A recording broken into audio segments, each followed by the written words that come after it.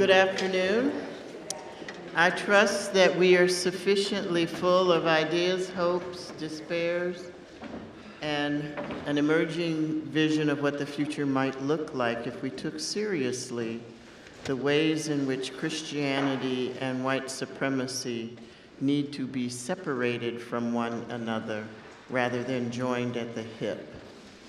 My name is Emily Towns. I'm Dean at Vanderbilt Divinity School in the city of Nashville, Tennessee, a proud and brave progressive seminary in the South, and that is not an oxymoron.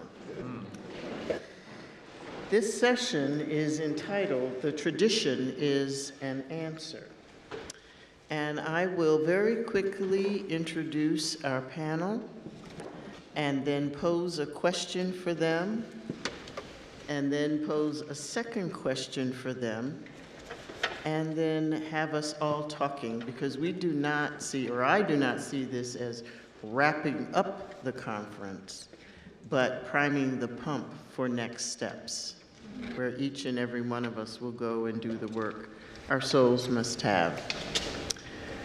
In alphabetical order, Broderick Greer is Canon Precentor at St. John's Cathedral in Denver, Colorado. Broderick coordinates ministry to people in their 20s and 30s. The Mile High Theology live event and podcast is one of those ministries. He speaks on matters related to history, Black and queer theology, and racial justice. His work has appeared in The Guardian, Teen Vogue, On Being, and The Washington Post. Next to Broderick is Jen S. Kim, who is the founding pastor of Church of All Nations and founder of the Underground Seminary in Minneapolis, Minnesota. He has served as a local church pastor since 1993. He is also a 1001 New Worshiping Communities coach of the PCUSA, an adjunct faculty at Dubuque Seminary, and speaks widely. Jen is passionate about justice, ecumenical unity, and living into a post-imperial church. Pamela Lightsey, who is to my right, is Vice President of Academic and Student Affairs and Associate Professor of Constructive Theology at Meadville Lombard Theological School in Chicago. Pamela is an ordained United Methodist Church minister and has been a leading local, national, and international social justice activist, focusing primarily on peacemaking, racial justice, and LGBTQ rights. Next to Jen is the Reverend Winnie Varghese, who is the Director of Justice and Reconciliation at Trinity Church Wall Street in New York City, where she oversees the domestic grants programs, direct service and outreach, and programming in areas of service and justice. She has served as a campus chaplain and as a blogger for the Huffington Post, author of Church Meets World, and focuses on social justice and the church. And at the end is Seth Wisbaway, who is Directing Minister of Restoration Village Arts. He is a grassroots organizer, educator, nonprofit consultant, and pastor. RVA plans events, residencies, house concerts, and more with artists and ministerial partners.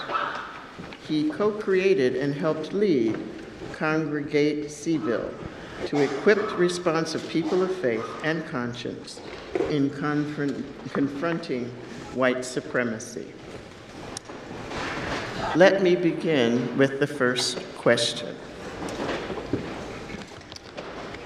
As we talked on the conference call that those of us could make about the session, there was a question that I'd like for us to wrestle with today that we never resolved, and that is the title of this session, "The Tradition is an Answer," a question or a declarative statement?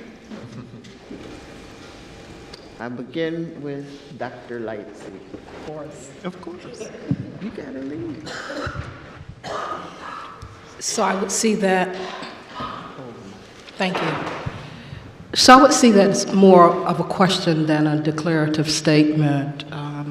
The reason I would see it as a question is simply because I have a sense of the conveners of this conference, and I know that they're wrestling with tradition in and of itself, as are most of us, wrestling with what we mean by tradition, what is tradition, and who defines tradition. I think the latter question, who defines tradition, is in our case, for our purposes, probably the most important question of all, because who defines tradition has very often been in the hands of notions of white supremacy.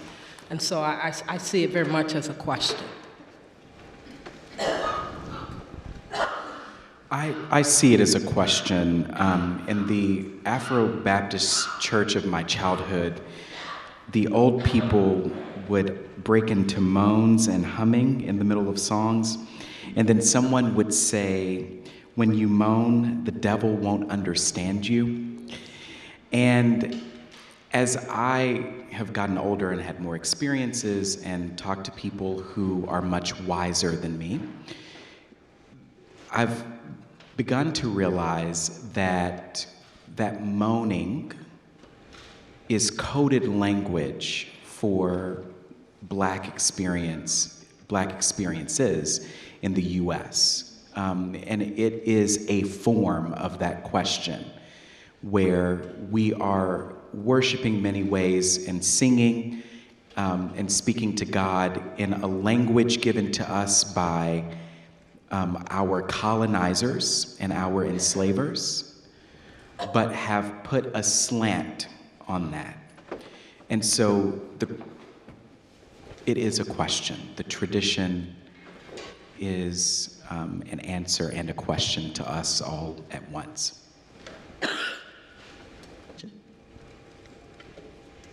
My response would be that the tradition is both a question and an answer, because I'm afraid to be wrong.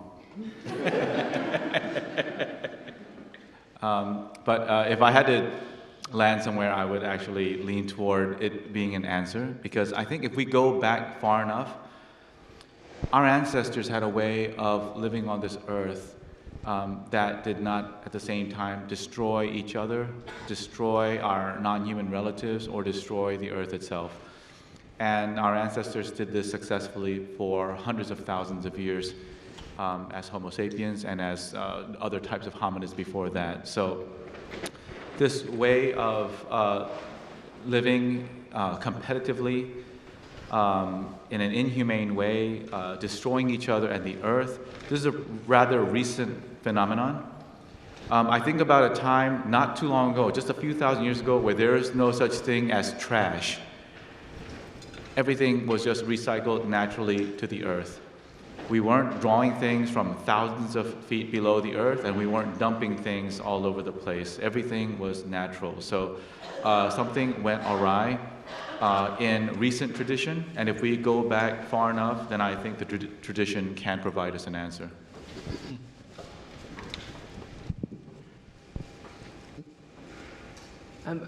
I guess my answer would be all my questions are for the tradition. My family is from India, and they were Christians for at least 1,500 years, maybe 1,700, before the Roman Catholics and the Anglicans came to India. And we were Christians without the text in our language, with ritual and practice.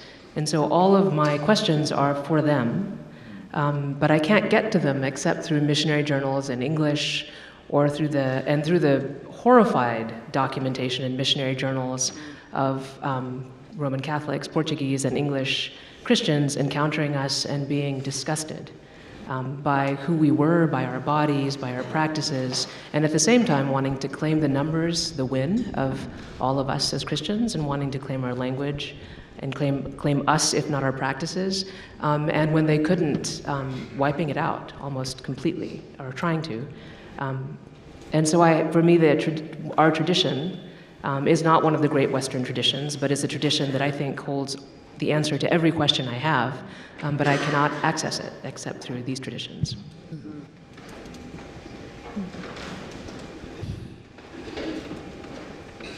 As a born beneficiary, as a cis hetero white male in a country built to prop me up with white supremacy, patriarchy, and add to that its kissing cousins, Christian supremacy. The tradition I grew up with was the one that Dr. Pierce spoke of last night, the one that presupposes its own capital T truthiness at the expense of all other, emphasis on other. And there's been years of, and will be years of ongoing dismantling. So that tradition, to me, does not have answers. But there are questions for those who also identify as, especially cis hetero white men, to say, what are we going to take? We can't pretend it didn't happen from our traditions. And I mean the literal, at a tactile sense, buildings and buttresses, vestments and stoles to activate the gospel in specific ways that invert and subvert and tweak that banal, violent, broad, bland, overarching, this is just the thing, and we define everything else by it. And I think there are some answers in there, but it's going to be up to us to live and risk and pay down all that privileged equity in gospel-specific ways. And so I tell people, Black Lives Matter and abolish ICE and Me Too, these are not just slogans. There are ways of living with gospel specificity, and in there could be an answer. Because showing up with the vestments, at least now, and this is what and why we did what we did in Charlottesville, in the full drag, in the streets, in the face of Nazis, is itself spiritually and cognitively dissonant. And so there's real possibility in there to tell a new story, but it has to be according to new math and embodied solidarity. White folks, especially progressive white folks in the United States, where because we're starting from the norm and guilt, we are obsessed with doing enough. And so you learn some more bad news, or maybe you come to a conference like this and be like, okay, well now I'll do more. There's not enough we can do. There's an embodied solidarity we must be. And if the tradition is an answer, that's the question, is where are we going to do that? Seth, you lead into my next question very well, so I'm going to ask you to expound a bit with this question.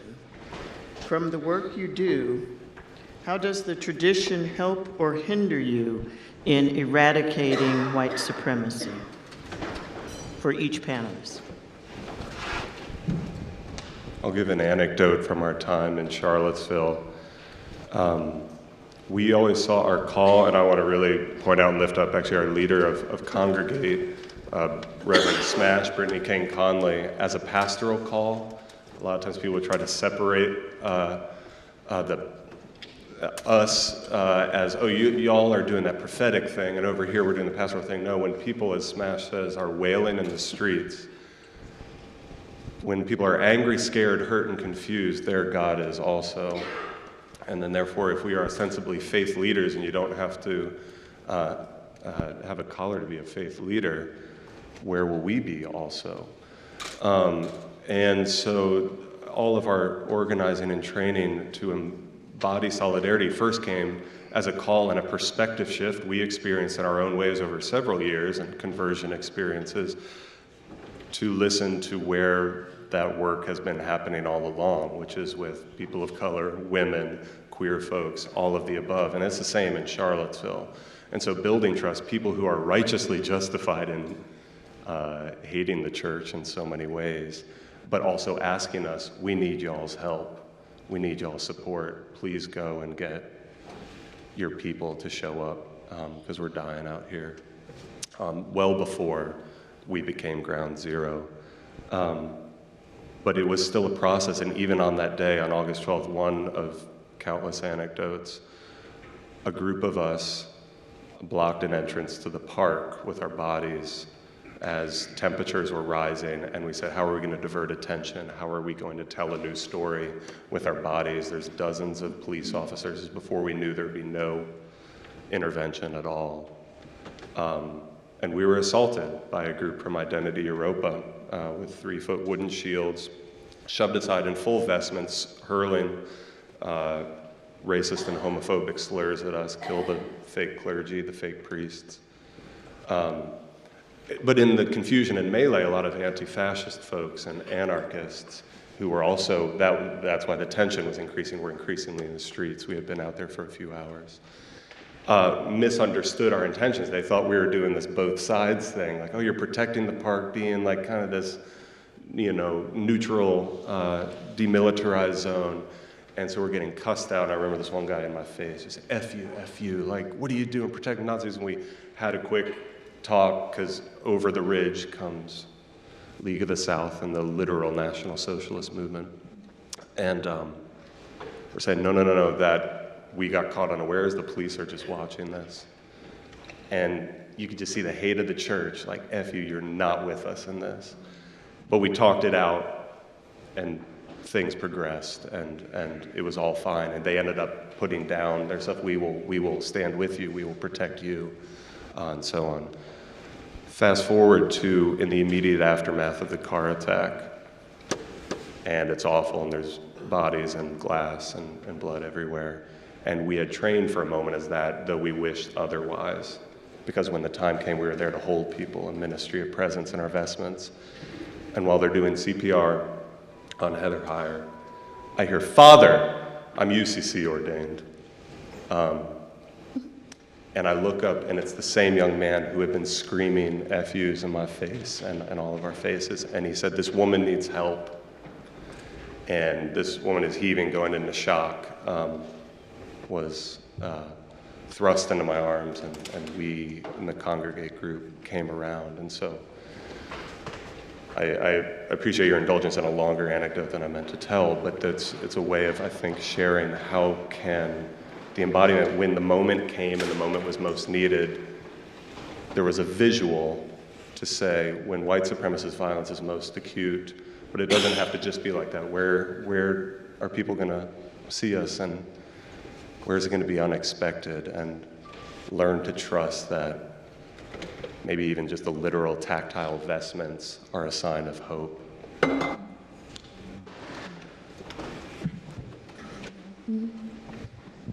Two things.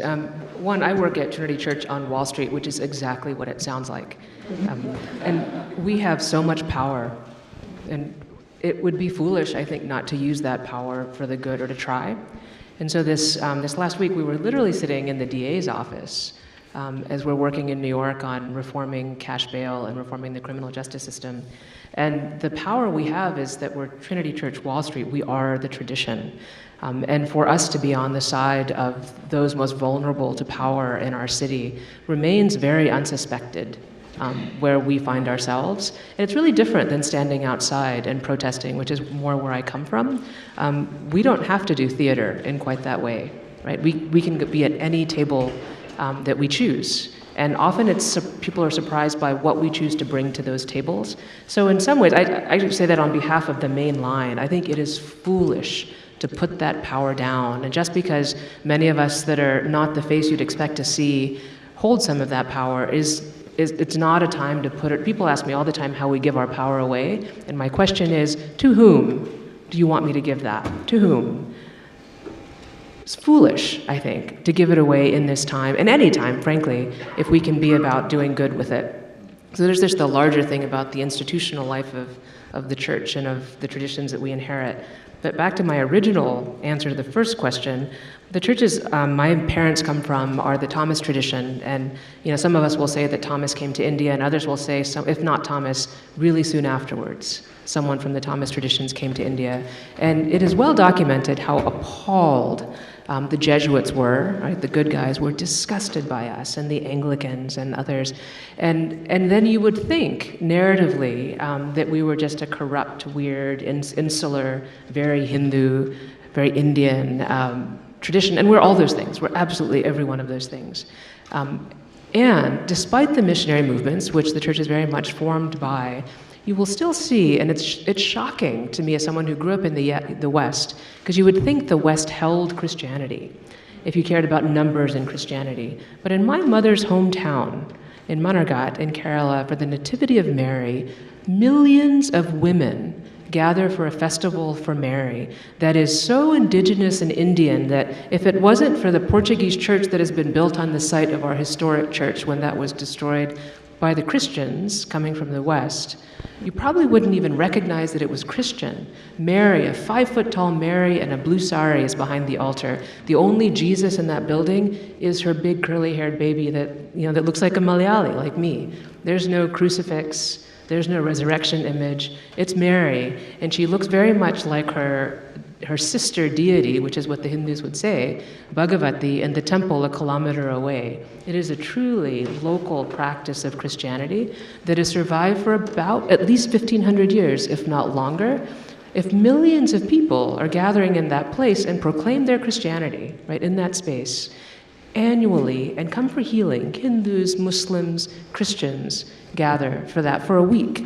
And they mean concrete healing in their bodies. The social patterns of the place are flipped upside down, as they are for every festival like that in that part of India. People that are outcast come in and contest power. And of course, more good could happen, more justice should happen. But a powerful thing with millions of people, the largest religious procession in Asia happens at an Orthodox Christian site in India. You just think for a minute about which processions happen in India. It's enormous. The Hajj happens in Asia. But we have no memory here and no telling of that part of our tradition here, right, in the West. You would think that Christianity was American, listening to Americans talk about Christianity. And Christianity has been colonized very effectively, and the Christianity we inherit here is very colonized. But I think there are some pretty profound resources around this planet alive today to testify to another way to be a Christian that's very local and of people and not in a Western idiom.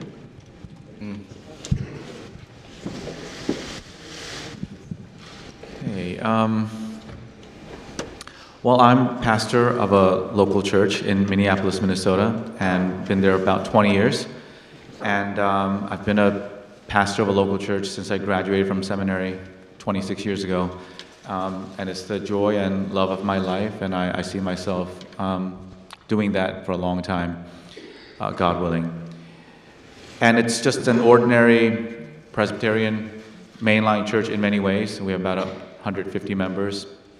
It's a diverse group. 2/3 of our congregation are between the age of 20 and 40. So kind of the core demographic are millennials of various racial backgrounds, but a lot of white millennials in our church as well. And I think about my own journey, which is to have a family immigrate from South Korea in 1975, trying to have a better life for the children than the kind of anxiety-ridden, poverty-stricken existence that we had in post-Korean War military dictatorship Korea of the 1970s. And I think my journey in the last few decades has been to be an unmodel minority, because model minority just means being white, acting white, and benefiting from approximation to whiteness, which, I mean, I don't know how else to define whiteness but pure evil. But people of European descent are fully human beings and made in the image of God, which is why I have no problem imagining God with blonde hair, blue eyes, but also dark hair and dark skin and dark eyes too. We're all made in God's image. but whiteness as a socio-historical construct is just pure evil. I just don't think there's any way around that. So just calling it for what it is helpful, clarifies the mind, and then it gives us a common framework out of which to do our gospel work. So our church, we're actually now slightly majority white, and we talk like this all the time. So all of us, whether of European descent or non-European descent, agree that whiteness is a socio-historical construct that is nothing but pure evil, and that all of us are infected with this cancer called whiteness to varying degrees. White Americans likely have stage 4. New immigrants might have stage 1. But depending on how long we've been here, how much we traffic in its benefits and privileges, how much we want it for our children, so that they can survive rather than thrive, and exploit just as well or better than our exploiters, rather than being good with God and God's green earth. Those are the questions that determine whether we are going to be one community that is about the village renewal after the model of our Lord Jesus, or trying to make it in this neoliberal, God-forsaken system. And what does it look like for a local church to be about that work? It's fun, it's exciting, it's every day. It's not just ideological or theological, it's daily life. Because we're trying to live in a post-imperial way, because we're trying to decolonize not just the way we live, but our very bodies. You know, if this is cancer, then this is in our molecules. It's in our very cellular structure. Our orientation, our impulses are toward exploitation, advantage, and competition. How do we decolonize our blood cells?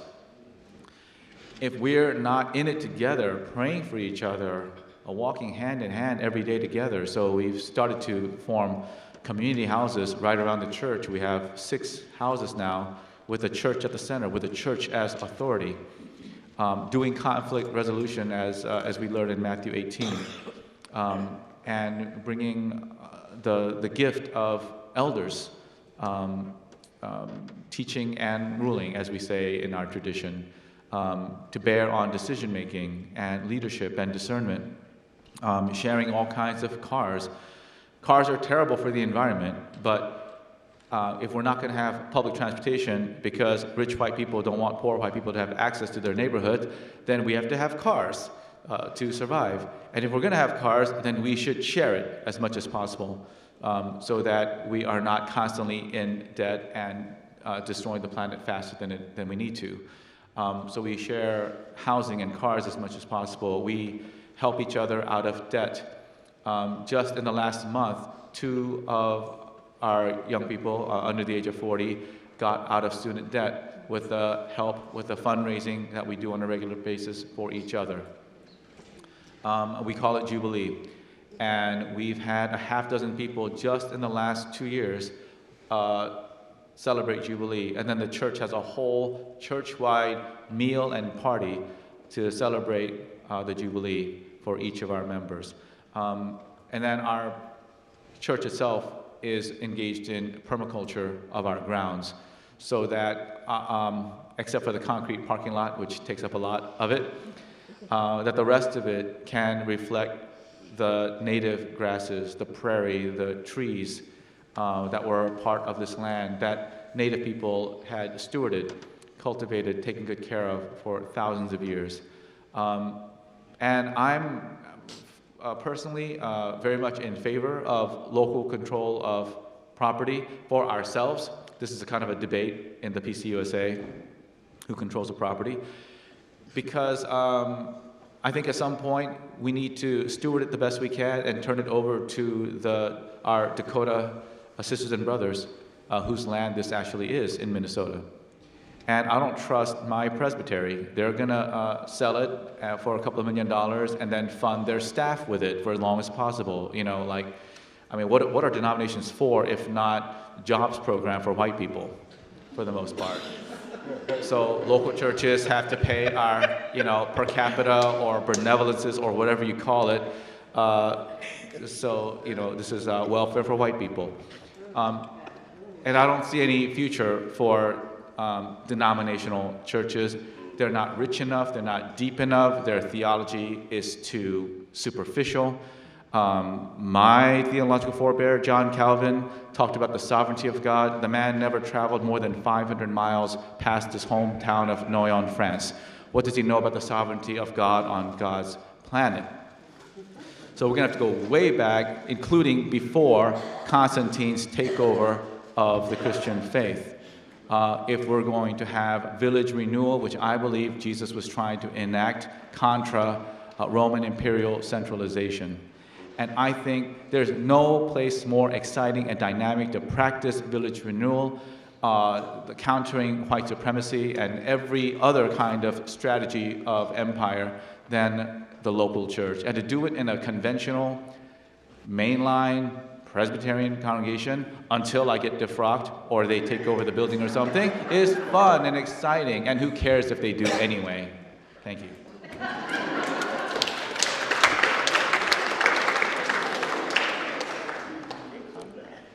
Dr. Towns, can you re-ask the question? From the work you do, how does the tradition help or hinder you in eradicating white supremacy? Perfect. Thank you so much. I didn't quite get it before. The tradition, I'll start with the way the tradition hinders me and my work to eradicate white supremacy. So you walk into St. John's Cathedral in Denver, where I work, and it's a turn-of-the-century, breathtaking neo-Gothic structure, built kind of as a smaller scale version of an English cathedral. Beautiful, beautiful, compelling, architecturally place. And you hear hymns wherein we say that God is omnipotent and God is omniscient, that God is omnipresent, God is all-powerful, God is sovereign, mighty, that God has dominion over the whole universe. And in that way, the tradition, from the architecture to the hymnody, sometimes to our preaching, the prayers that we say, become a sort of straitjacket of imagination. That we have no room for an egalitarian vision of God, an organic or earthy vision of God. God is too busy being powerful, and he, as we often say, unfortunately, is preoccupied with hearing how great he is. So we don't have time for all these other things that we need to be about as baptized people in the world. And that's where the tradition props up white supremacy. White people, or people who believe themselves to be white, need God to be like them. God needs to be all-powerful, all-knowing, and everywhere, much like the white nation state. And for us to say, then, that God is loving, that God is quiet, that God listens and God hears us, that God, in the words of my Afro-Baptist background, is a mother to the motherless, a father to the fatherless, a friend when you're friendless, a lawyer in the courtroom and a doctor in the sick room. It's to say something very different about God. When I was getting my seminary education, my grandmother, my maternal grandmother that I was very close to, was nearing the end of her life. And when I was at home in Texas during the summers, I would go to church with her. And one of the things she would say in church often was a phrase that really, as I was getting this white theological education, kind of a post-liberal white theological education, it really started to get under my skin that she would use this phrase, "Thank you, Master," in reference to God. And I wanted to say, Grandmama, can you not use such, white dominating language about God? But of course, I'm a good grandson, and so I never said that. I was a wise grandson. I lived to tell the story. And I was actually at a theology roundtable a couple of years ago, and this very wise older woman said that when black people in the South refer to God as Master, they're saying white folks are not the master. And I was like, well, that's a revelation. Maybe my grandmother was a poet. Maybe she was doing something with language that I couldn't even imagine that I could do. That when one thanks God for the multiplication of their senses, if you've been to a black church, you've heard that phrase before. Or not the multiplication of your senses, the multiplication of your limbs or something. It was like one of those kind of earthy phrases. They're saying something about empire and about community and about the way the world should be. And it's eschatological in many ways. And so when I'm standing and preaching or presiding at the table in this beautiful cathedral, I too can be trapped in the straitjacket of white supremacist imaginaries about God. But I often have to invoke my deceased grandmother, who will give me the strength to imagine something completely different and turn the language of our oppressors into the language of our liberation.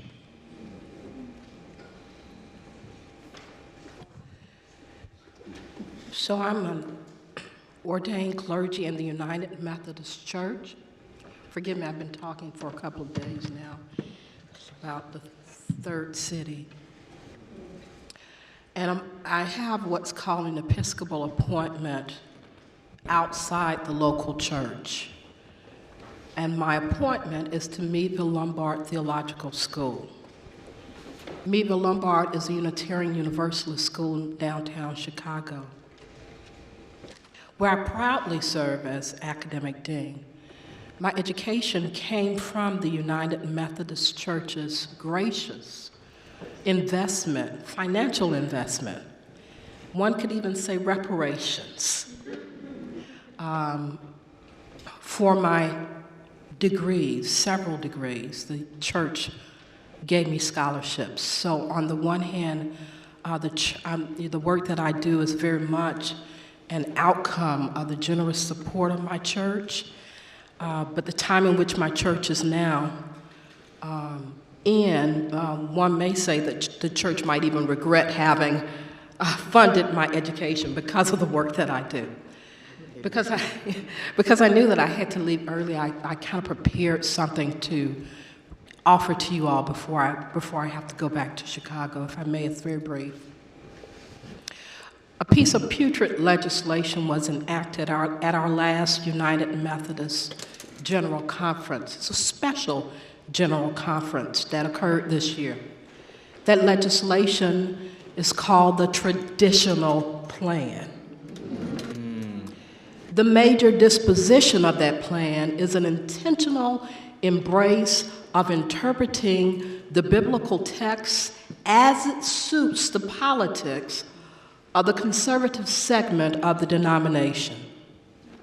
As it played out, the conservative delegates were seeking to preserve the church by insisting on obedience to the text as it relates to homosexuality, as the church calls it. Yet when progressive delegates carried that logic to its final conclusion and attempted to insert prohibitions against polygamy, divorce, and remarriage, the conservatives refused to hear anything on those matters and felt that those texts were irrelevant to the task at hand, which of course was ensuring a formidable attack against the rights of its LGBTQ members. Tradition, my friends, is a strange undertaking. And one might wonder if I, being a queer lesbian ordained elder of this deceased United Methodist Church, might have anything positive to say about the theme, the tradition is an answer. I do. Let me frame the balance of what I'm about to say in a very personal moment in my life. In the spring of 2010, my son, a veteran who served a tour in Iraq, stopped answering his phone. My family didn't hear from him for days, and he hadn't been in any of his classes at Clark Atlanta University, a historically black college university. This was his last semester, and up to that point, he had been doing quite well on all levels. As my family was searching about town for him, I decided to call a friend who was at the time dean of the chapel to see if she had seen him and to see if she could help. When I explained what was going on, the chaplain took a deep breath and said, "Girl, he's been here. He doesn't miss choir rehearsal, and he's in church every Sunday. Right over there playing the drums. He blesses us every Sunday." Now, when his father finally found him, his father cautioned me, telling me that my son, to quote him, was in a bad way, and that his father, was working to get him the care that he needed. And I began to think from that moment on, and I still think about it today, what was it about the church, perhaps even that church, that drew my son, if even for a few hours, to an internal place of emotional, psychological stability?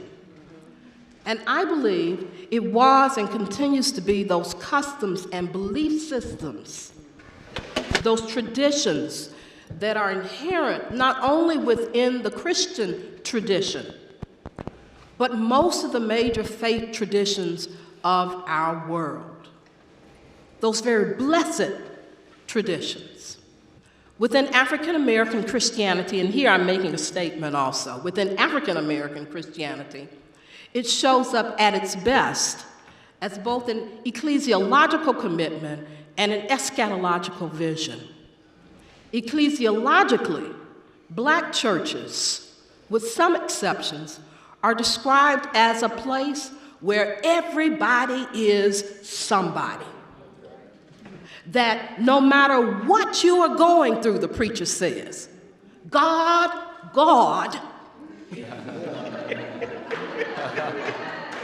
is working on your behalf for your ultimate well-being. Somebody say amen. Amen. See, we do call and response. My son, in his darkest hour, was playing the drums to such tunes as "He may not come when you want him, but he is always right on time.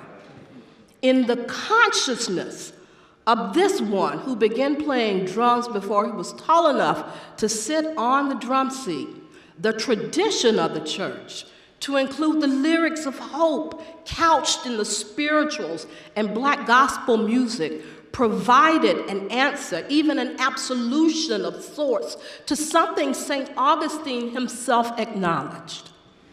And that is this, that every war is wrapped in sin. War, even just war, taints the soul. And my son found cleansing for his soul and hoped to live just one more week by his participation in that faith community. For him, the tradition is the answer. Now, some of you may have heard, and Mark, I'm just going to push back a little bit on some of the things you said last night. Some of you may have heard my colleague Mark Charles yesterday and you may now have a disdain for just war theory. And I would understand that. But let me briefly say that writings that included theories of just war were around long before Augustine, even before Jesus Christ himself. Moreover, creating a theory of just war was not Augustine's objective. Augustine did not try to advance Christians grasping power, wealth, and the trappings of the Constantinian Empire. In fact, the book in which he articulates reasons whereby Christians might serve in the military and participate in war was written clearly dividing two cities, the city of God and the earthly city. The context in which Augustine carves out his ideas about war was against the Visigoths, who sacked Rome. And he began writing in 413 and didn't begin the book until 426. This was years after Rome had completely fallen. The citizens of the city, why did he write this? And why is his articulations of just war within this book so important? He wrote this because the Christians, particularly the Christians within the city, and the citizens of the city itself, the pagans, were blaming the Christians for not defending the city. And they were declaring that they would all be slaughtered if the Christians did not release their allegiance to pure pacifism. And with their backs against the wall, to use a Howard Thurman sort of frame, Augustine puts his pen to paper and outlines reasons whereby Christians who desired nothing but peace could serve in the military and go to war. And Augustine wrote, true religion looks upon as peaceful those wars that are waged not for motives of aggrandizement or cruelty, but with the object of securing peace, punishing those who do evil, and supporting the good. It is the purpose of any just war, according to Augustine, that peace be pursued. Now, what we have in these contemporary ages, and the war, or really what I would call a conflict and not a war, because by just war theory, what happened in Iraq was not a war, but a conflict. It was Bush deciding to use a preemptive strike against the citizens of Iraq and the leadership of Iraq. So one does not actually, according to just war theory, call what took place in Iraq, and which found my son on the battleground, following behind a Patriot missile unit, a war. But those who participated in that war were people, were children, just like my son, many of whom were raised in the Christian church, who were not prepared to be in war, who entered during peacetime. And for persons of color, particularly for persons like my son, myself, and many other members of my family, they entered the military not to serve the state, but to determine and to find a better way economically, to lift themselves out of poverty, and to do better for themselves and for their communities. I want you all to hold on to that. When we think about this tradition called just war, we think about the church, and we think about what I'm trying to shift us to, and that is to thinking about the ultimate goal of peace. And then lastly, I will say, and juxtapose it against what I said initially, about the United Methodist Church. The tradition of pursuing peace with justice is a tradition, I think, that is an answer for our times. I just returned from Dallas, and I was in a room of about 33 United Methodist persons, largely white United Methodist persons, centrist, largely, who thought that they have an answer for the demise of our church. And unfortunately, the answers that they seek were being envisioned by largely white cis hetero men in our church. Whiteness, yet again privileged. And I was among very few LGBTQ persons in that meeting. And yet, the ultimate thing that we all want is not the reinvigoration of our institution called the United Methodist Church, but the continuation of a Christian tradition of love and the pursuit of peace and liberation. That is the common denominator that is very much pressing, and that is the tradition to which I think there is an answer. I thank you all for listening.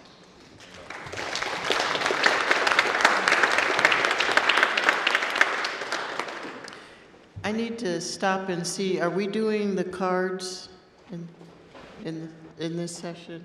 So if you have questions, please write them on the cards, and someone will,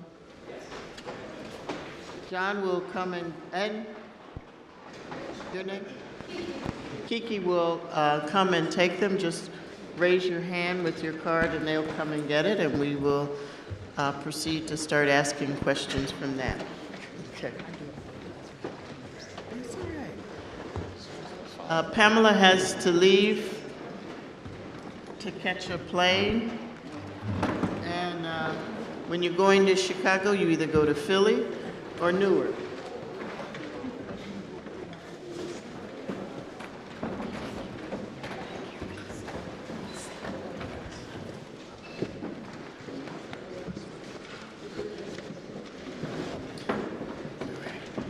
Jen will be right back. He's doing something that I probably will have to do before 2 hours is over. As we think about what we've heard so far, are there things on the panel that we want to talk about, given what we've said? Things you want to, if you've prepared remarks, now's your time to do those remarks. If not, I will try and do a filler time until we get questions from the audience.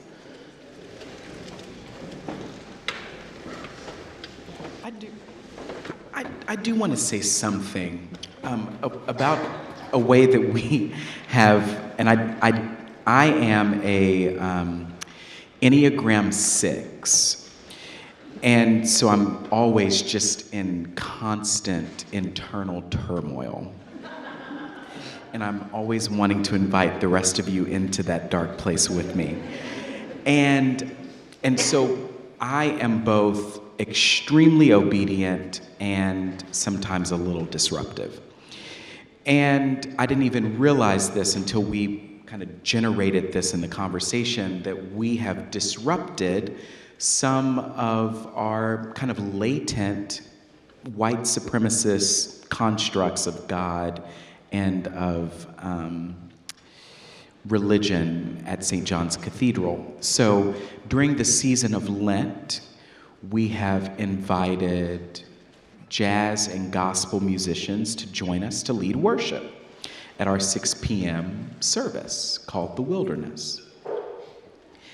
And I am a child of the Black church and am enlivened by Black gospel music, and thought that this would be a great thing for us to offer in our beautiful neo-Gothic church. And it's gone really, really well in surprising ways. So I'll say this. With that music is a very particular embodiment and experience of God that even sets white people free. We have this gospel and jazz consultant that I've been working with because we're a white Episcopal church, so we have to have consultants for everything. And he said, Broderick, after the first service, 5 different people, white people, came up to me and said, something in me was made whole or healed. Which was not our goal. I just wanted us to have this beautiful music because I like it. And yet God showed up in a very particular way through the soundscape of my people.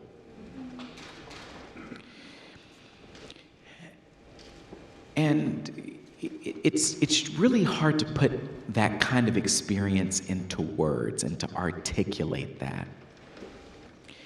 That deep in the DNA of black expressions of Christianity, there's not one black church or one black Christianity or one black tradition, black Christian tradition. There's something there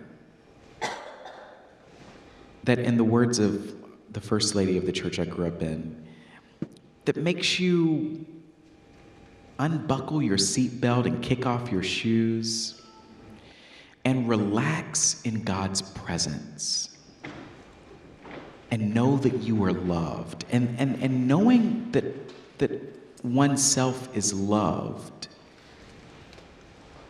is in many ways an act of resistance against white supremacy.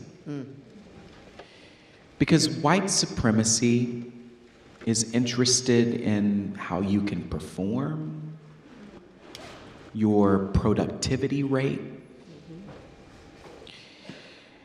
And God, who is outside of that whole straitjacket and mindset, is interested in your wholeness and your well-being. And for 6 weeks during Lent, we're giving people that experience of knowing that they're loved, that they are healed, and that ultimately God is not a white heterosexist man peering down at them from a high place.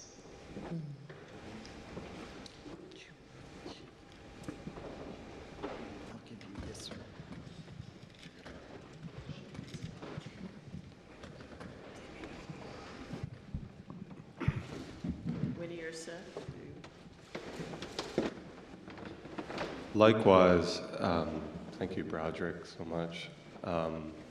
And thinking a lot about what Jen shared. In Charlottesville, we did not want to, with the white supremacist rallies come in, tell us a story that was reacting to them coming.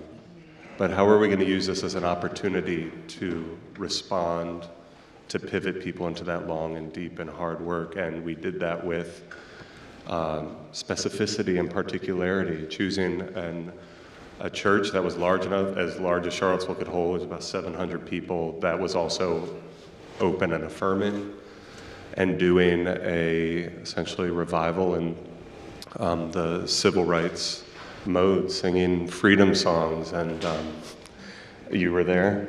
I don't know that church's windows had ever rattled that hard, even and especially after we had to lock the doors, because right across the street ended up being that torchlit rally. And we had a lot of people who were parked far away or not mobile enough to safely get to their cars. And to get prayed up and purified, and to remind people of the larger story they were in a bodily, felt, sweaty August sense. I was thinking too, I was getting into real specifics of what was the hindrance and help in the streets, but behind that, I'm thinking about if the tradition is an answer, the leaders of that service were intentionally anyone but hetero white men. I think my only role was to ask everyone for money and put myself out there, right? And that was intentional. To tell a new story, again, with embodied particularity. And it was especially intentional because one of our greatest hindrances that entire summer was white male pastors who revealed their priorities to be their whiteness and their maleness and their loyalty to the civility and law and order of the state and what they wanted to do with the coming of the march. And I'm talking about the progressive ones, the ostensibly progressive ones, who 51 weeks out of the year will quote King or want to, but verbatim, and I have the receipts, because this was my commission from the women of color in our cohort, and I grew up in Charlottesville, had the relationships, sounded like the 8 Alabama clergymen that King was responding to in a Birmingham jail, accusing us of inciting violence by even going out there. Just ignore them, you're giving them what they want. And these might be excuses. I don't like when people yell, F the cops, or cops and Klan go hand in hand. And our response, well, who cares? Do you know why you're out there? And that's the thing, is whiteness is this husk. It's this disembodied husk. It's of the same piece of, as you will not replace us and all the other hateful chants, is because in a world coming of age and daring to assert that Black Lives Matter, people are like, no, wait, hold on, I'm here to be whatever I want to be. And it revealed some things. And so you see in pictures, in as much as there was a faithful response, and there was so much more than just what people consider the front lines response, people being care bears and medics and holding each other. But on that line, in the traditional vestments, were queer rabbinical students and Muslim women and lesbian clergy and black civil rights leaders and stay-at-home parents, and a handful of us. But we have been asked to visualize problematically the white men with our bodies, and it wasn't there. And so it begs the question, what did the white male pastors in town, there were a lot of associate pastors who were on board with showing up, but they were women and people of color and queer pastors. What did all the white male pastors know that the beautiful fabric and kingdom of God didn't? Well, they knew they could opt out, so they were on the receiving end of invective. So if the tradition is an answer, thinking about what you were saying, we've had our shot, and it's everything you read in the news is pretty much exactly our fault, and so it needs to be led that way for all of our sake, or we're going to bleed out completely.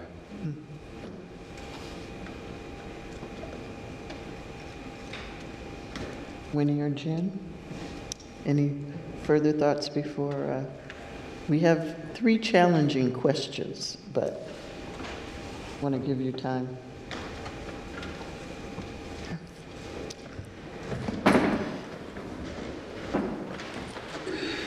What's interesting to me about Seth's reflections on Charlottesville, which feels like it was just yesterday, actually, for many of us, I think, was 2 years ago.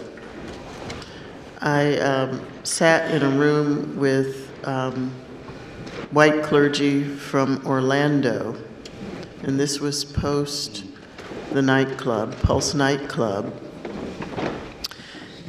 and they could not understand why LGBT activists in town did not want their help post-Pulse. And to the person, they were all anti-LGBT. And all those activists knew that. And they were much pained by the rejection of their help. And I just sort of sat there and looked at them because they weren't asking me to help them understand. They wanted a catharsis time for themselves. And so I sat and I listened, And I turned to my director of development, who was there with me, and said, we're never coming back, one. And two, we're going to Pulse to be a part of the memorial.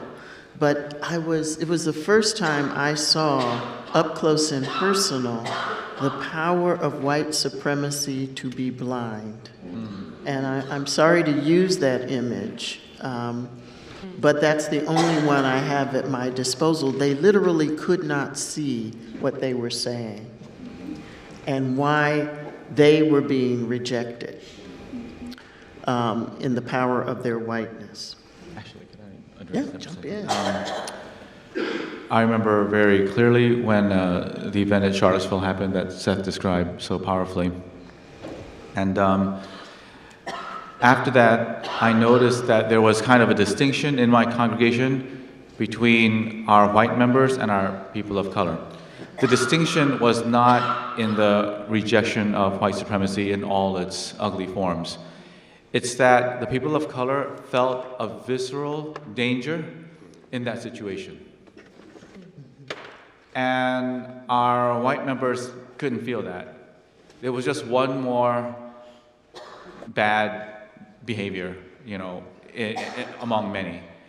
And then on Saturday Night Live, a former cast member, Tina Fey, came on, and she basically said, everybody should just stay home and ignore it and go away, which is such a typical white liberal response, in my opinion.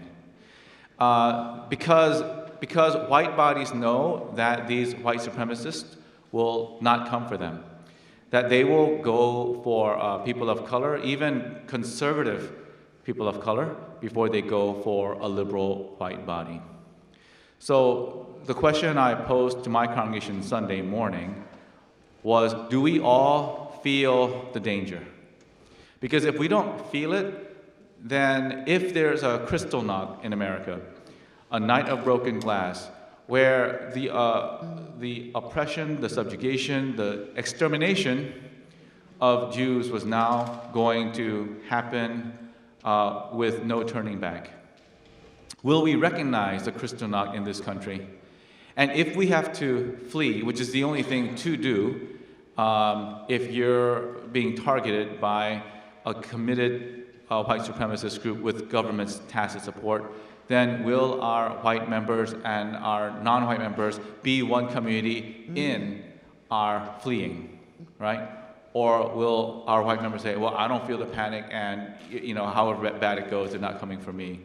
So that was a really important moment for us, and we knew after Charlottesville that we had to do much deeper work, deeper conversation, deeper emotional work, and deeper dialogue. I mean, like really hard emotional dialogue if we were actually going to be forged as one people.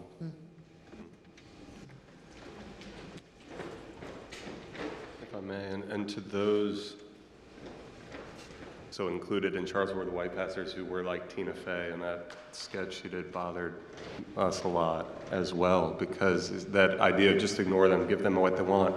No. Remember, this was never, this speak about Charlottesville because it's why I'm here, is not about statue, but the excuse used around that Jim Crow era white supremacist Civil War participation trophy is all it took to rally the troops, emboldened by 45's election and the puff pieces about them, and like, who is the Nazi next door, and all this stuff. You see, up into including the New York Times, to say, just ignore them, you're giving them what they want, is all that grace, if we want to talk about the toxic parts of the tradition that whiteness can afford to give to all the people in process because they went to these colleges in their polo shirts and so on. But it's not what they want. The answer, if the answer is that specific love you were talking about, our perspective shifts, and yeah, congregations need to get on board, because you're saying God's love is over here, and we need to create that cognitive and spiritual dissonance. You don't like what other activists are chanting? Well, out-organize them. Are you not faith leaders? This is a question for, are we going to be bankrupt or full? A few months after Charlottesville, I think it was October of that year. It was during football season, so it had to be October. The neo-Nazis announced, and white nationalists announced they were going to march through Murfreesboro, Tennessee, which is not far from Nashville. Murfreesboro is a city that some did everything they possibly could to try and prevent a mosque from being built there. What's not often talked about with that mosque is that it is predominantly black.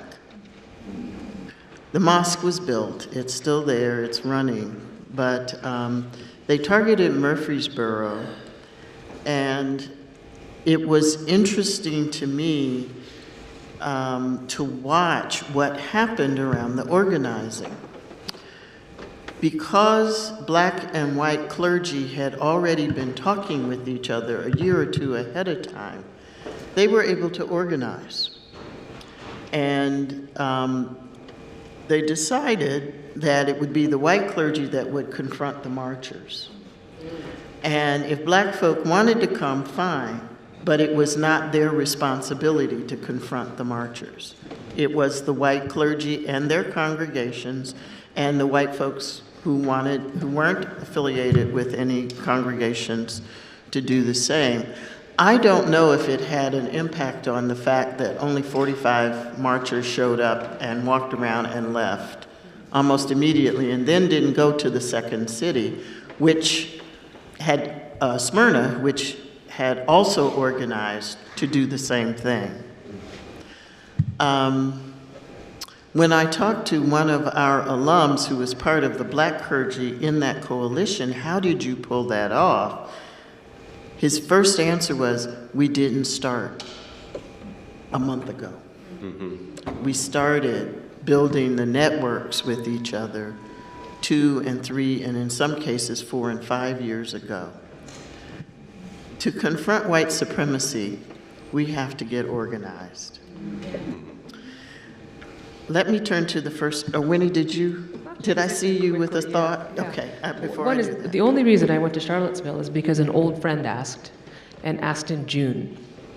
And I didn't think anybody else would go. I thought about what everybody's August schedule looked like. This is before anyone knew what was going to happen. It was June or July. And it's like, well, right, all the people that are being asked in the Episcopal Church are going to be they're going to be away, and they should be away. They should be on vacation.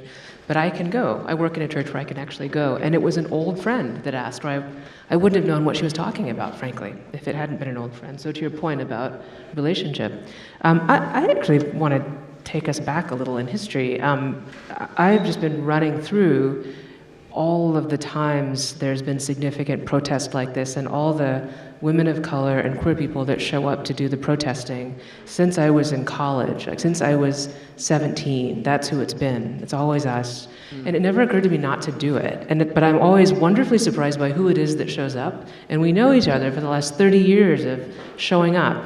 And what I'm remembering is when I was first a priest in Los Angeles at a very fancy church, which has not been my whole career, but definitely at the beginning and the end, and full of wonderful people, and 9/11 happened, and I had been a priest not for a year, and I went to Union Seminary in New York, so I had just been in New York, and had come back to LA, and I knew lots of people in New York, and I was as terrified as anyone, and I woke up that morning to someone calling me screaming on my phone first thing in the morning because they were watching it on television, and they too had just come from New York, and they had worked in that building, and I had friends in that building, the other building. And so so that Sunday, we went to church, and I was terrified, and I had been hearing from my network of South Asian friends what to do if the FBI comes to your door, what you have to do, what you don't have to do, who you call before you open the door. We had heard from friends in New York who were being chased down the street that day, and where they were hiding, how they got home. So we're terrified. And I was preaching, and I was a very new preacher, so terrified of that as well, in a church that was overwhelmingly white, liberal, LA, West LA, a few people of color, but to their great fortune on that Sunday, their two priests were Asian. Me, a brand new curate, and a Japanese-American man who had been in the internment camps as a child. And the one thing he did is he called and said, we'll both preach. You get 10 minutes, I get 10 minutes.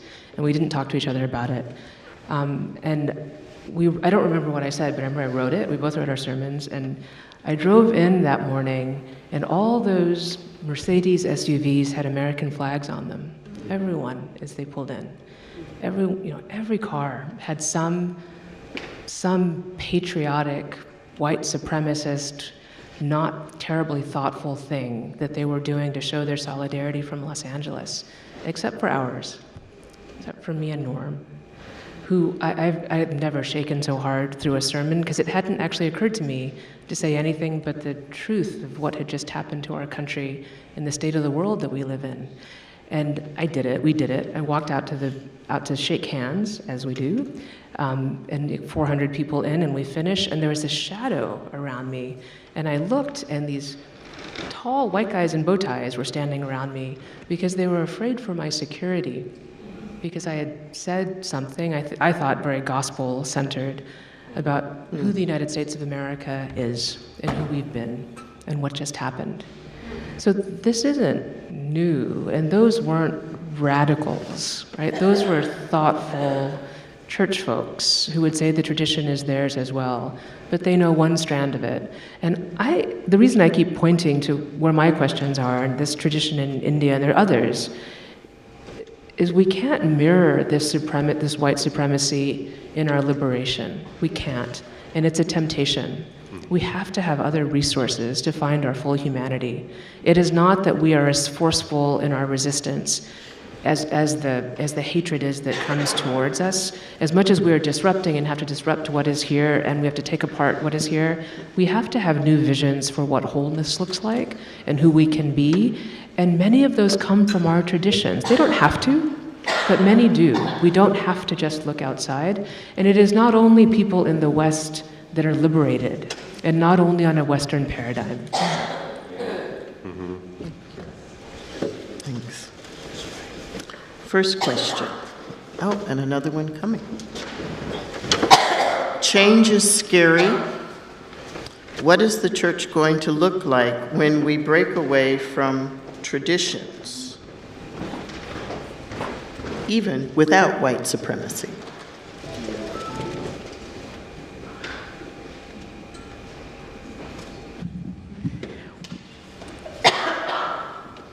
I think that's a really, really good question. And I think it's a good question because what it cues us to is working outside of a colonized imagination. So you think about white Western Christianity and the way that it came to this continent, shaped this country, architecture followed, so on and so forth. And Dr. Pierce did such a lovely job yesterday talking about colored stained glass and pews being traded for dark bodies, which was a lovely kind of poetic way of referring to that. I think about enslaved Black people in this same time who, if they were allowed in a white church, they were segregated, which is how we got the African Methodist Episcopal Church, how we got the African Episcopal Church of St. Thomas in Philadelphia. And I think about the number of Black people whose experience of God was not even in a church at all. They were in brush arbors, kind of outside of the white supremacist imaginary altogether.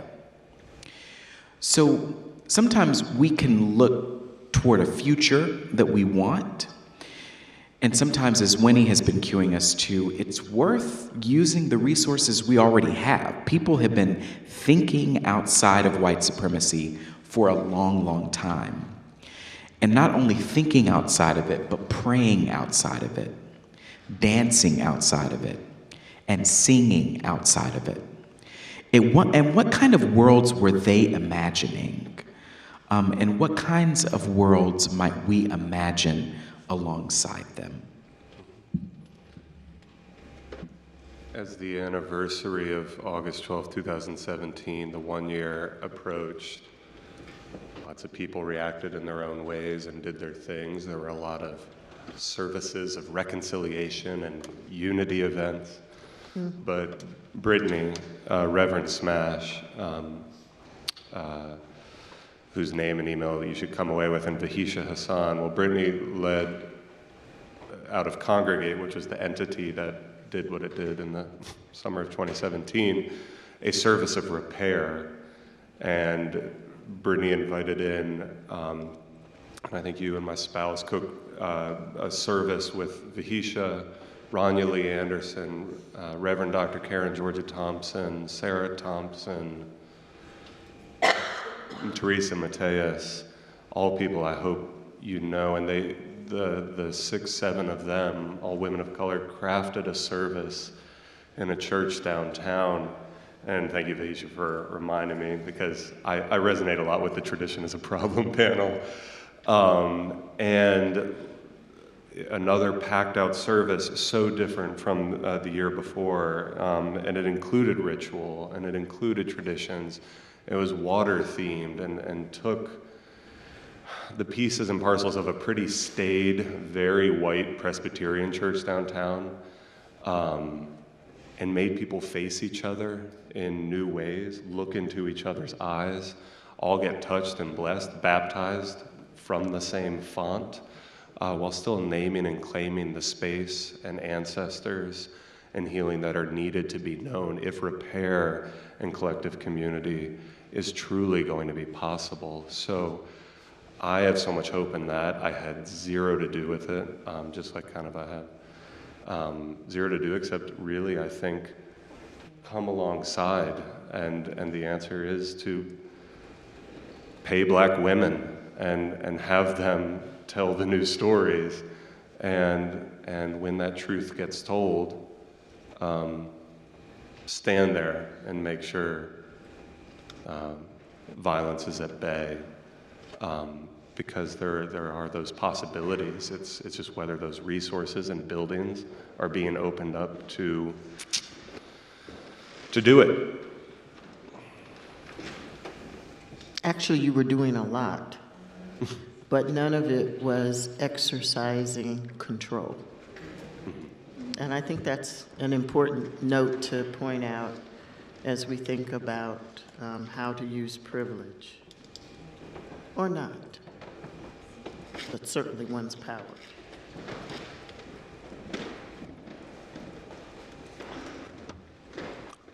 I don't really see much hope for the church as we have it, organized around denominations and associations.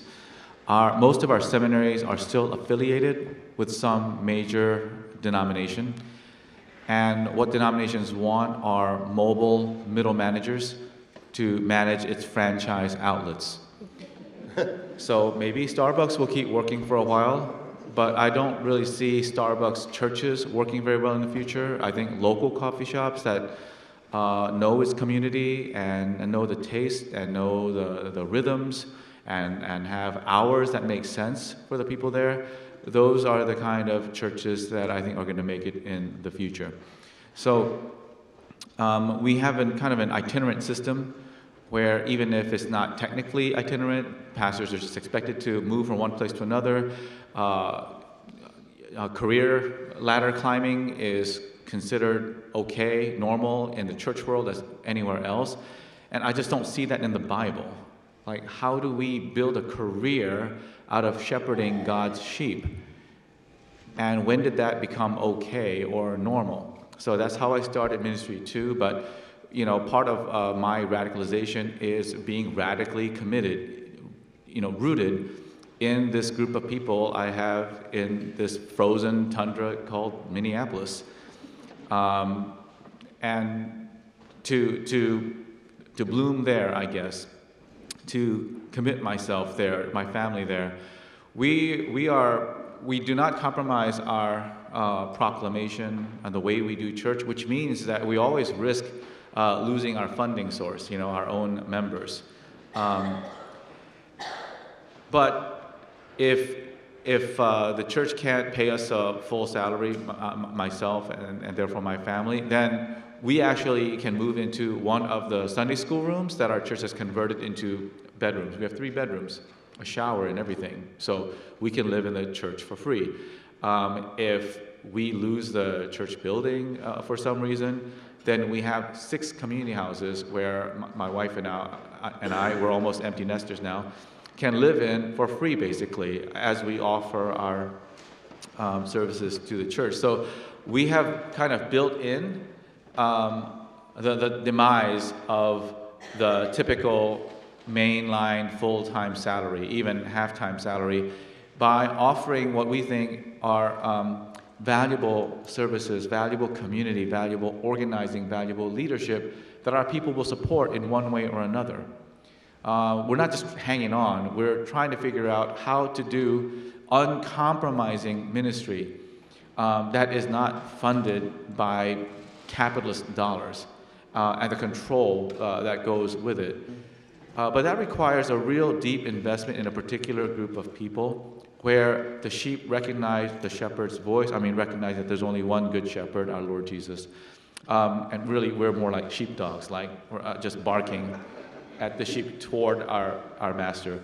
And for the shepherd to be committed enough to one group of sheep to know which one is lost and needs to be found.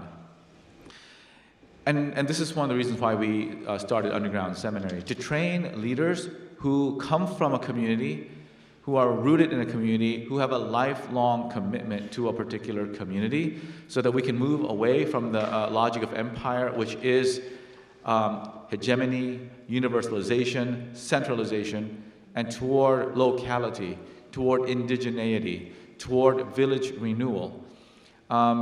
And that means we have to have different incentives, different rewards, different costs than we have in our conventional seminary system. Plus the fact that we need to train future leaders that don't have debt. It's just unbelievable that Christian institutions can indebt future Christian leaders and pastors and call themselves Christian. I'm just going to say that when a Christian institution allows its future leaders to graduate with debt, that is antichrist. That is everything that Christ would be against. And when we put the salaries, however important that is, of faculty and staff and administration above the well-being of the students who are like the children of the institution, right? When the parents' needs go ahead of the children's needs, there's something fundamentally wrong with that family. And our institutions are funded by Wall Street money. Money talks in this country. Everything revolves around money. And when we indebt religious leaders to serve our religious institutions, something is profoundly wrong. And so we're in an institution here, founded by Presbyterians a long time ago. Those are questions I want to ask my Presbyterian family. A lot of us come from all kinds of traditions. I think we should be able to name that for what it is. Amen.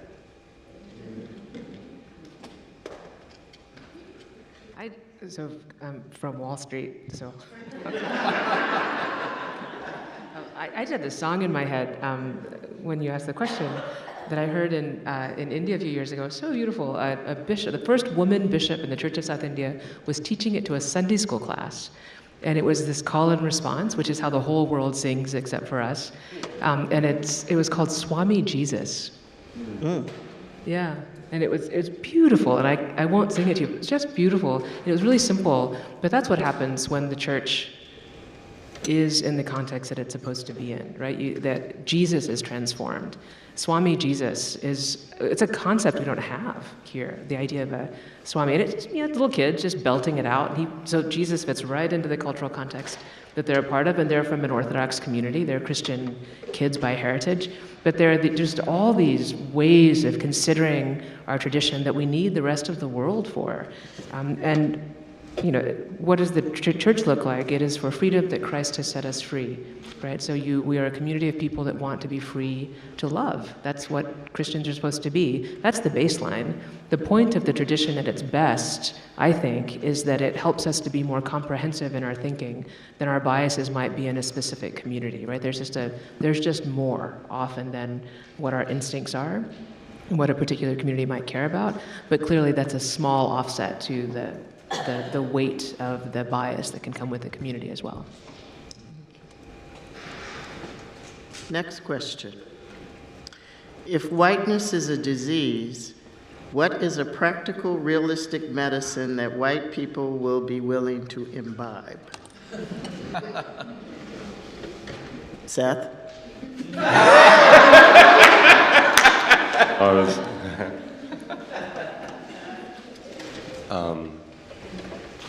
Yes, the purveyors, the antidotes.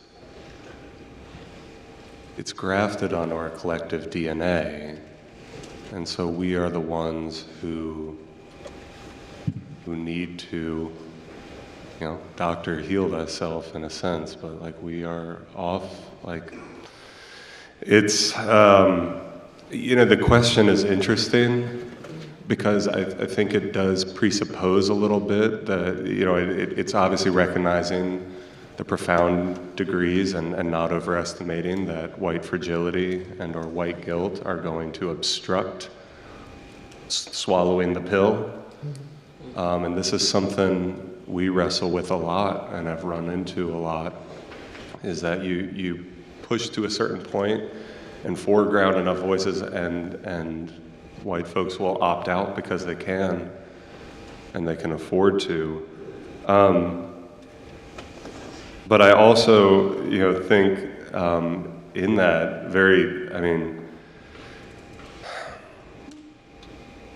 gosh, it's hard because I feel like I'm on the optimist panel.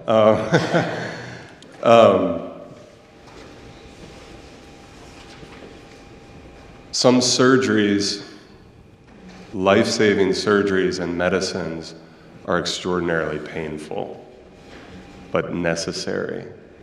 And there are ways that as bringers of the good news, the sheepdogs, we know where danger is, even if it means nipping and biting and getting at that. And I have personally experienced one of the most painful surgeries you can have. I had a chest tube put in. You can't anesthetize the lung, but I needed because it was filling up with fluid, a collapsed lung, a big collapse in the middle of nowhere. There was no time to stabilize. You can anesthetize the skin a little bit, and then that just goes inside you. And then that toxin, the stuff that's draining up, it's not that you can't breathe with the one good lung. There's probably going to be a sermon in here somewhere eventually.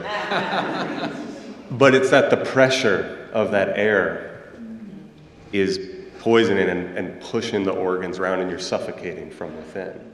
And so you have to put in, and I still have the scar to prove it, a tube, a hard tube that will allow for the release and the drainage, and you have to sit there, and it hurts like the worst, like shaking the hospital bed. But it saved my life, and white people get by in our current country by going along to getting along. Talking about this stuff feels like that surgery to almost every white person.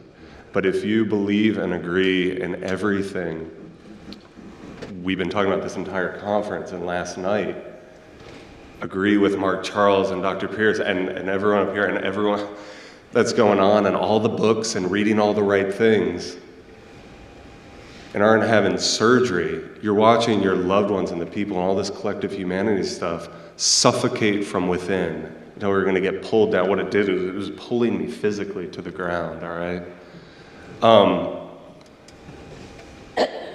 I'm an external processor, but where I'm landing, and I think I agree with myself, is I don't kind of care what's palatable. We are at the doorsteps of profound neo-fascism And already, like, do we want to live as if Black Lives Matter or not? We're not practicing what we preach. It's going to involve surgery. So for fellow white folks, and I need to do this too, relatives watching Fox News or whatever it is, we love by making these incisions, but in doing so, we further embody ourselves, probably in ways we never have, because we're locating ourselves in right and true relationship. And it is going to hurt. It's cost me a lot of friendships, but it's opened up. It's a cost that liberates. So that's what I'll say about that. And hopefully everyone here already knows this burden is not on people of color to be our emissaries to the healing and back rubs while we talk about it, literal or spiritual. But it's also been a hard couple years, so. But I think we need to find those life-saving surgeries and community and everything. I love that you've been talking about, Jen, will be the right kind of anesthetic that you're trying to build as these scars heal. Well, I would say if abstraction and specialization count as knowledge, then white males should keep leading. But if we recognize that true knowledge comes from embodiment, and that dissociation is an effect of unhealed, unprocessed trauma in the body, is there anything more dissociated than the average white male body? Exactly. So why are dissociated bodies with unprocessed trauma our senior professors and senior pastors of our churches? Well, what kind of sense does that make? And, well, yeah, I mean, forget about, like, the corporate world and politics. I'm talking about in the church, where we can see through the lens of the Holy Spirit. If by their dogma you shall know them, then we need more white male leaders in the church. Amen? But if by their fruits ye shall know them, does that make any sense? Does that make any sense? If by their fruits ye shall know them. The fruits of the Spirit are love and justice and compassion and wisdom and forbearance, patience, good things of all kinds. The white male body is least capable of generating the fruits of the Spirit. That is a fact. That is a demonstrable fact over 500 years. Why are these people leading our institutions?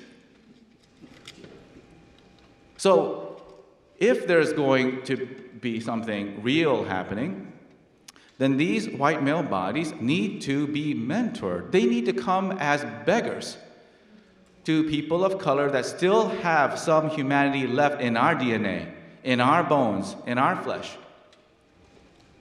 They need to come around women who still have the ancient spirit of Mother Earth in them. So our standards are what is at stake. If we're fooled by abstraction and specialization, dissociated knowledge as some form of expertise, then we can just keep following these Pied Pipers. Otherwise, we're going to need a revolution. Jesus lets the rich young ruler walk away. I sometimes say to people, it hurts him, but he got the answer. Bear fruits worthy of repentance. We have already begun to answer two of the questions that are closely related. So I'll read them and see if there's anything else you want to say in addition. Is Christianity capable of ever fully transcending its white supremacist inheritance, or is the legacy too deeply ingrained to ever escape? And then its twin, how difficult is it to live in the tension of holding the tradition when it is so harmful due to its racist and sexist practices? Anything further anyone wants to add to what we've said already this afternoon?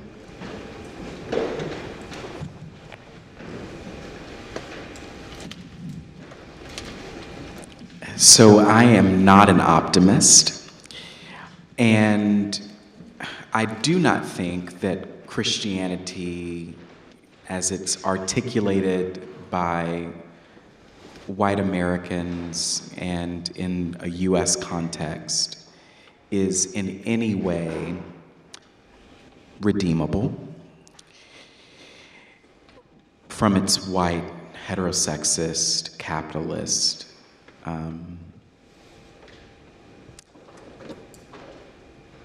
roots, because they're roots, and roots can't be changed. I will say this, that maybe that paradigm is not the most helpful thing when thinking about some of our greatest and overarching challenges, and honestly, foundational challenges. I think what we've learned from climate activists, and what we're continuing to learn from them, is there is a place for measured hope when it's called for. It's not always called for.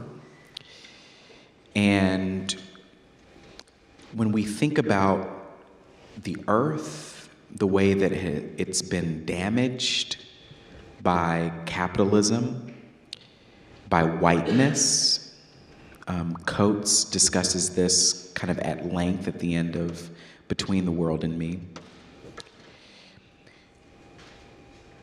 That does not necessarily leave us without responsibility. I think we can be realistic about climate change, but that should in no way stop us from doing what's within our control. And so, while we cannot escape the roots, we have to deal with the tree that we have. This makes regular confession and regular practices of honesty very important. This makes practices around mercy and reparations very important. It doesn't rid us of the tree, but it fundamentally changes our relationship with the tree altogether. Broderick has started to answer the last question, and then there is a suggestion. What are some of your favorite resources in the tradition, texts, songs, liturgy, ritual, for challenging white supremacy from within the church? Ask each one of you to do it with brevity.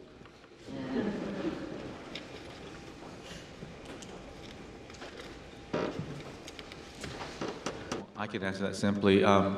Please feel free to go to undergroundsem.org, and we have a list of great resources right on that website, all post-colonial resources.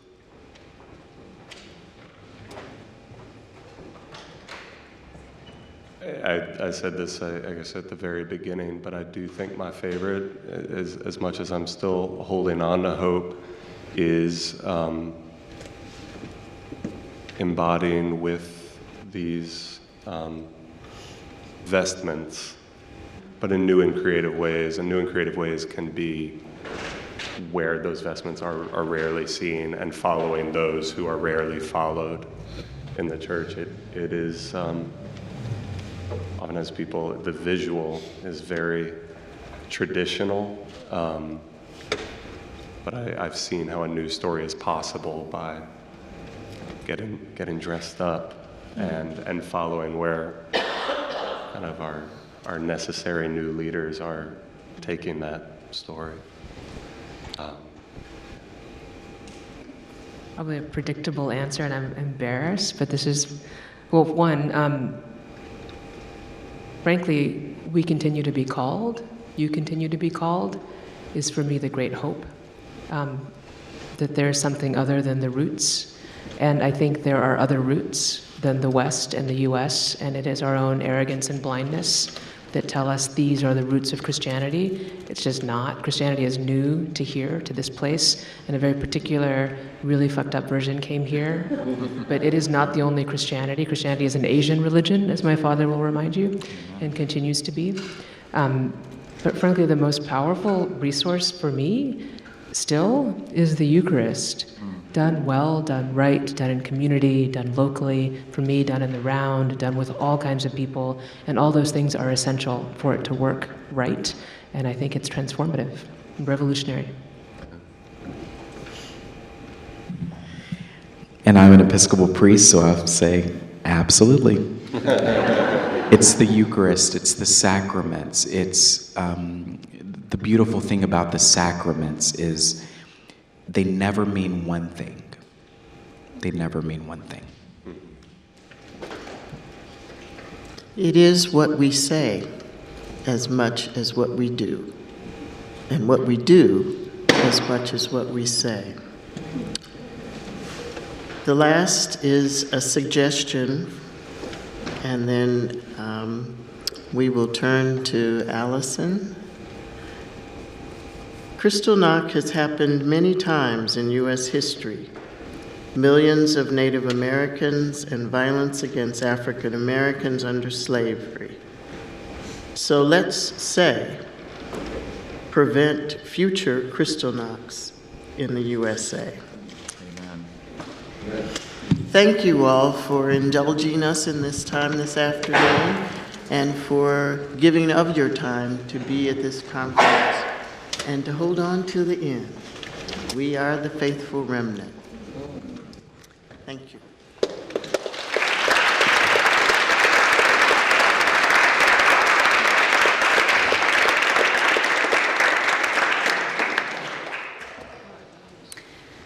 Thank you all so much for giving your time over the last day or more.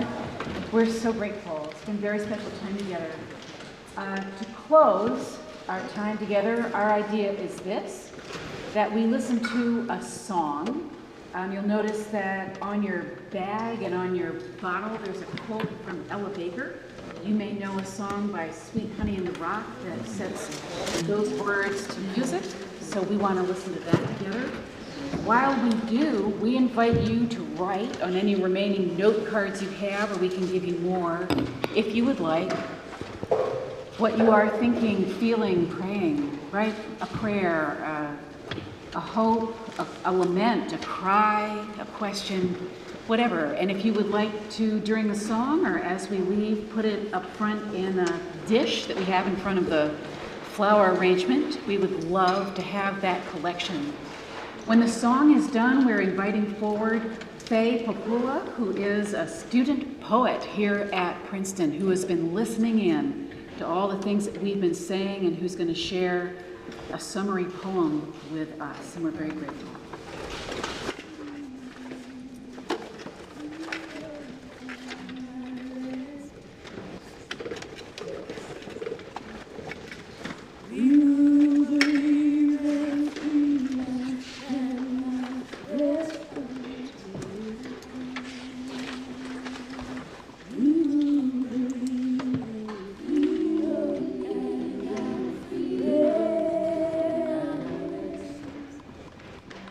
We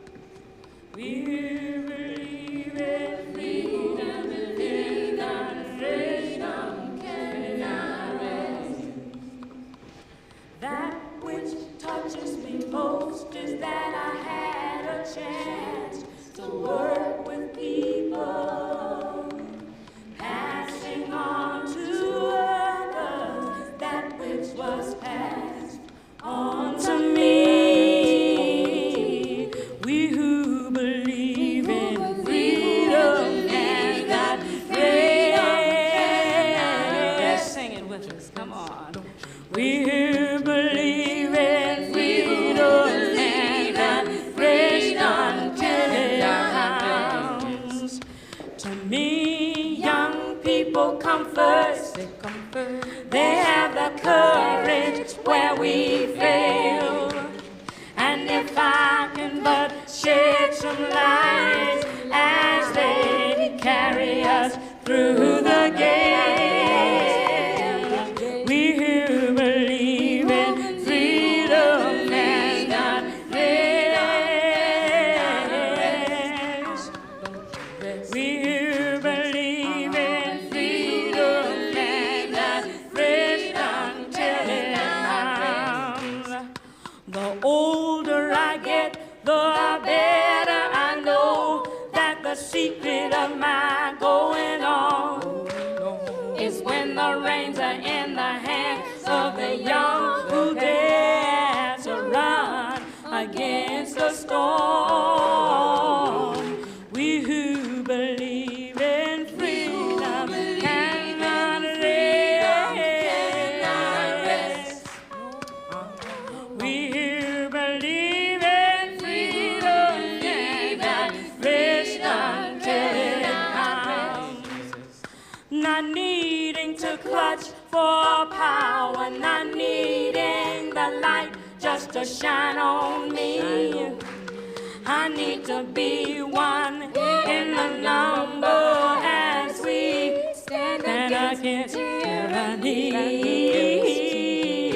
We who believe in freedom cannot rest. We who believe in freedom cannot rest until it comes. Struggling myself don't mean a whole lot. I've come to realize that teaching others to stand and fight is the only way I struggle survive. Oh, we who believe in freedom and not rest. Oh, we who believe in freedom cannot rest until it comes. I'm a woman who speaks in a voice, and I must be heard. At times I can be quite difficult. I bow to no man's word. We who believe in freedom cannot rest. We who believe in freedom cannot rest until it comes. Bum, bum, ba-dum, bum, bum, bum. Bum, bum, bum, bum, bum, bum. Bum, bum, ba-dum, bum, bum, bum. Bum, bum, bum, dum, ba-dum. Bum, bum, bum, bum, bum, bum. Dum, dum, ba-dum, bum, ba-dum, ba-dum, bum. Bum, bum, ba-dum, dum, ba-dum.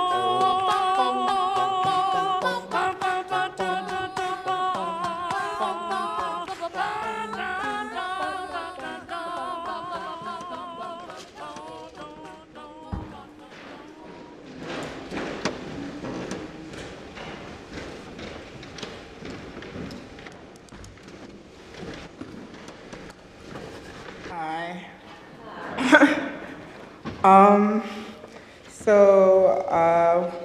A little bit about me, because this is like the first time I'm gonna be like Einstein taught here, so I'm gonna milk this a little bit.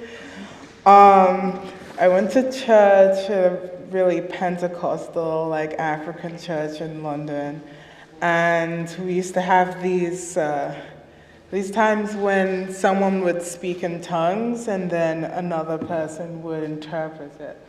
And the way I've approached this poem is as if everyone was speaking in tongues this whole time, and it's been nonsense, but someone has to interpret what God is saying. And so, yeah, we're talking about We're talking about the tradition, and I've noticed throughout this conference that the tradition, we've been saying God is a he, so I'm scrapping that. My tradition is God is a woman, because God is a black woman, because if someone can create something out of nothing, it's like my mom at the end of the month and the fridge. So, this is what God is saying. In your humanly colonial imaginations, you have designed a tradition that has become a problem and propagated in my holy name. You have furthered the white bullshit I did not endorse and wrapped misappropriated lands in promises and theological bankruptcy. I am God and I am a black woman. I am creator. I am Yahweh. I am in you all, yet you choose to love the soil I forged you from and not the life I breathed into you. You choose ownership over grace, acquisition over the curiosity that could only dream to conceive of the heavens I intended for this earth. Instead, you take my gift and my sacrifice and you twist my hips to taint Christ into Christendom. In my name. My daughter, Eve, the mother of humanity, was black. I am black. My son, Adam, was black. Jesus' hair was still wool black. How dare you paint over my love in white? In my name.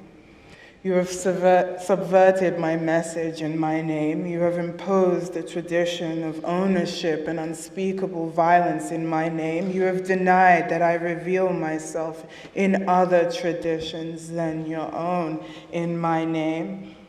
Think about your proximity to me before your proximity to whiteness. I am not whiteness. That is something you created. I created wholeness. The division that has been set in motion can be dismantled, must be dismantled in my name, but not only by the ones who suffer under it, but by the ones who constructed it in my name. It is your ministry to correct the wreck that has been created in my name. For I so love the world that I gave myself to it, with a love that sees all and welcomes all and values all. I am creator. You are my creations. I am divine, and I offer my divine grace. I created you as assets and not deficits. You do not need to beg for me to love you. I do not have to work hard to love you. You are easy to love, but your traditions are not.